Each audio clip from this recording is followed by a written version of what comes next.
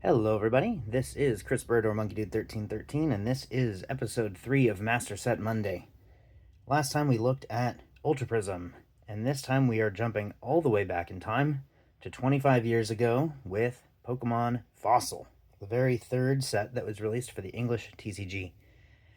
I have a little bit of fun facts to include while we go through it, but first, a nice little sneak peek at our jungle collection. I'm showing you this because we store Jungle, Fossil, and Base 2 all in the same binder. All things considered, very small sets. 62 cards per set for Fossil, 64 for Jungle, and so it just kind of makes sense to put them together. Plus Base Set 2, despite having 130 cards, I believe, doesn't have any reverses, so we only need enough pages for... and it doesn't have first editions either, so we don't need enough pages for a second set. Alright, so sneak peek at the future for Jungle, but we'll get to that in a bit. So let's skip all of Jungle very gently and go directly into Fossil. You'll see a few of our error holos, no symbol error holos here, but for now we will leave that alone. Normally we display first edition first. However, for the cadence of the video and for the fun of getting to see the first edition stuff, I swapped the order. So we're starting with the Unlimited prints. When we were collecting these old cards from 25, 26 years ago, we didn't really care all that much about first edition versus non-first edition, and we didn't care all that much about condition of the cards. And that makes sense because this is the kind of collection that takes place over quite a long time, and interests and wants and goals change over time. So you'll see on some of these unlimited cards we have a decent amount of scratching and scuffing. We even have like a little weird glue dent on this guy. No idea what that is, but at the time when we collected this card, we did not really care about that. So we're going to be seeing a little bit lower than our standard quality, which we like to shoot for near mint on basically every card in our collection, with rare exception. We are also looking to upgrade the condition on some of these when we go to card shows, but upgrading condition on a card we already have is fairly low priority, unless it's really messed up. Alright, so this Dragonite is one of people's favorites from the set. You can see the nice starlight or star holofoil pattern on the back of this card, and this card is one of the chase cards from the set. I personally really enjoyed opening this card when I was a kid. I got to open multiple of the Dragonites at the time, and, played with them in a deck. It was a lot of fun. Another one of the chase cards from the set is Gengar. This Gengar is a lot of people's first experience with the Pokemon Gengar. Its eyes are a little bit crossed, and it's a bit of a funky boy. Alright, I'm trying to zoom through these a little bit quicker than normal, because I'd like to get over to the first edition. Here's Haunter, looking sweet. And I'm actually going to skip over a few of these, and we can focus on the first editions when we get there.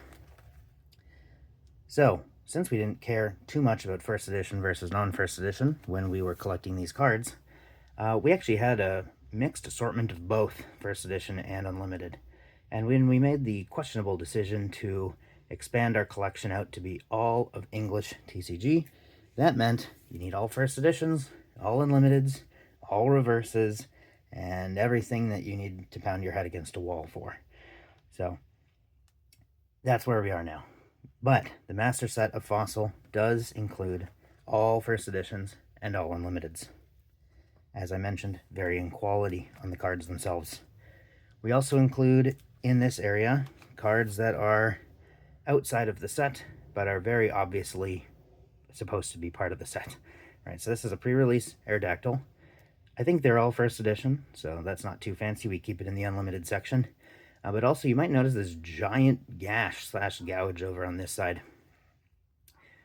This is because we've had this card for a very long time. I actually can't even get it to show you the big crease on the back. But this card is messed up. Alright, so now to the big reveal of the first editions.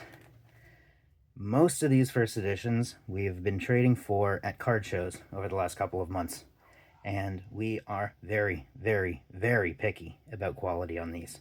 We care mostly about the front of the card, but the back of the card matters somewhat as well. So on a lot of these cards, you'll see some minor scratches on the front. very little, if any, scuffing, and the corners will all look quite nice. I absolutely love these cards. I think they are fantastic and a great addition to anyone's collection. However, the price of that silly little black stamp is ridiculous. Alright, another thing to mention is that quality control for these old packs, especially base, jungle, and fossil, meant that when the cutter would run through and cut the cards out of the sheet, there'd be a decent amount of silvering on the edges of the cards. It's hard to say how the graders grade those. Some stories I've heard say PSA will ignore those and still give a card a 10 even if it has silvered edges. Other people have said that if the card has silvering at all, it immediately can't be a 10, and so it's extremely hard to get 10s of these. I have no idea what to believe, because I have personally graded 0 cards in my entire life. We own 3 graded cards, but that's life. We are not really graded card collectors. This Haunter I'm especially happy with. It is very, very, very clean, and I personally think this could get a 10 without too much hassle. Alright, this Hitmonlee here was actually the very last card we needed to complete this set. Interestingly enough, we found first edition Fossil Hitmonlee 5 or 6 times before finding this card, but they were all in different languages. What a giant pain.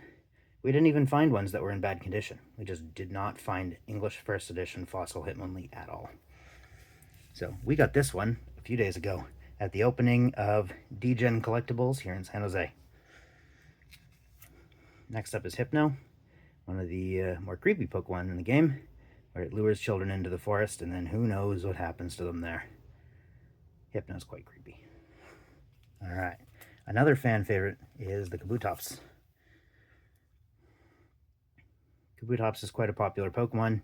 It was one of the more edgy, Pokemon in the first generation, and so a lot of the kids who were into the more aggressive, violent side of Pokemon would really resonate with Kabutops, because he is just a sword being. Alright.